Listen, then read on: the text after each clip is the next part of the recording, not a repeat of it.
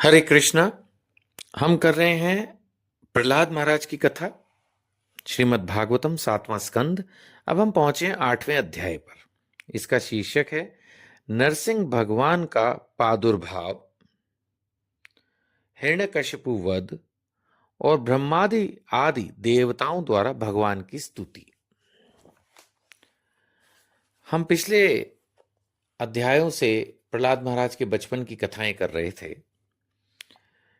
खैर, जब उन्होंने लेक्चर किया अपने स्टूडेंट्स को, फेलो स्टूडेंट्स को, अपने फ्रेंड्स को, तो ऐसा लिखा है कि अब तो सब बालक भी विष्णु भक्ति में रुझान रखने लगे। अभी तो बहुत गड़बड़ है। जो पिता हिरण्यकशिपु थे वो तो सिर्फ प्रहलाद महाराज की भक्ति में बातों से ही परेशान हो गए थे, अब तो उनके और फ्रेंड्स भी ये सब करने लग गए। गुरु जी से इसकी सूचना पाकर हिरण्यकशिपु को स्वयं अपने हाथों से मारने का उसने निश्चय किया। उसको लगा कोई इसको मार नहीं पा रहा है ना, त्रिशूल चला दिए, अग्नि, पानी, हाथी, सब फेल हो गया। हिरण्यकशिपु खुद को तो पावरफुल समझता ही था। उसको लगा कि ये तो मेरा दुश्मन है, भगवान की भक्ति की बातें कर रहा है, तो इसको तो मैं अपने आप ही मार डालूंगा। तो हिरण्यकशिपु ने जो है अपने ही बच्चे को अपने हाथों से मारने का निश्चय कर लिया और क्रोध से भरकर कहा, सब मुझसे डरते हैं, फिर तूने किसके बलबूते पर निडर की तरह मेरी आज्ञा के विरुद्ध काम किया है। चलो,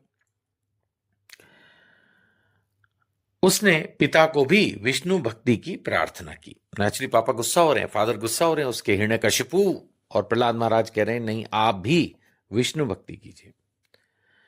जब उनको गुस्सा आया तो उन्होंने कहा, कहां है तेरे जगत का स्वामी? क्या सर्वत्र है? क्या खंबे में भी है? प्रहलाद महाराज ने ऑब्वियसली हां कर दी। अब वो तो उनको और बहुत गुस्सा आया। वो सिंहासन से कूद पड़े और खंबे को घूसा मारा। चलो जी, तभी बड़ा भयंकर शब्द हुआ और उसी खंबे में बड़ा ही विचित्र रूप धारण करके स्वयं भगवान प्रकट हुए। वह रूप ना तो पूरा सिंह का था और न मनुष्य का। घबरा जाने के बावजूद हिरण्यकशिपु हाथ में गदा लेकर नरसिंह भगवान पर टूट पड़ा। भगवान ने उसे पकड़ लिया और फिर छोड़ भी दिया। अगली बार वह ढाल तलवार लेकर फिर लपका। भगवान ने फिर उसे पकड़ा और सभा के दरवाजे पर ले जाकर उसे अपनी जांघों पर गिरा लिया और खेल खेल में अपने नखों से उसी प्रकार फाड़ डाला जैसे गरुड़ महा विषधर सांप को चीर डालते हैं। उन्होंने उसका कलेजा फाड़कर जमीन पर पटक दिया।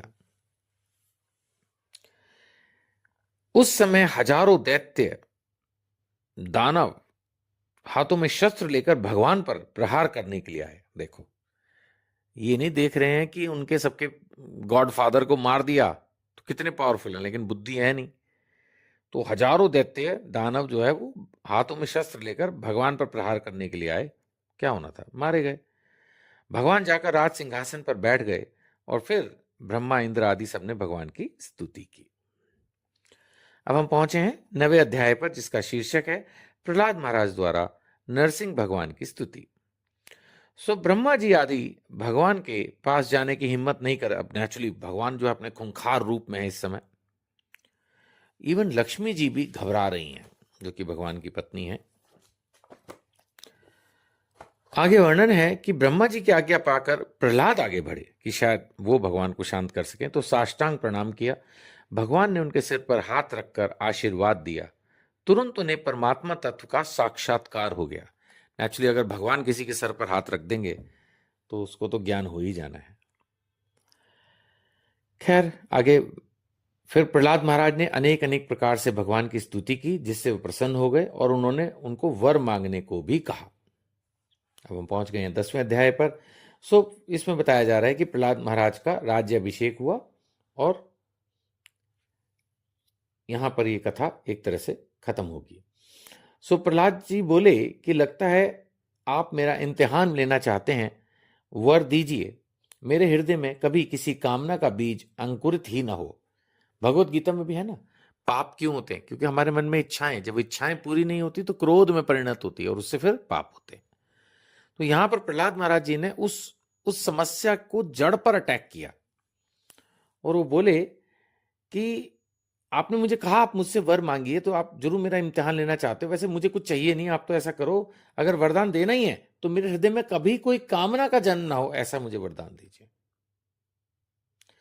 प्रहलाद महाराज स्वयं कह रहे हैं कि हृदय में जैसे ही कोई कामना उदय, कोई इच्छा आती है, तो धर्म, धैर्य, बुद्धि, लज्जा, श्री, तेज, स्मृति और सत्य आदि नष्ट हो जाते हैं।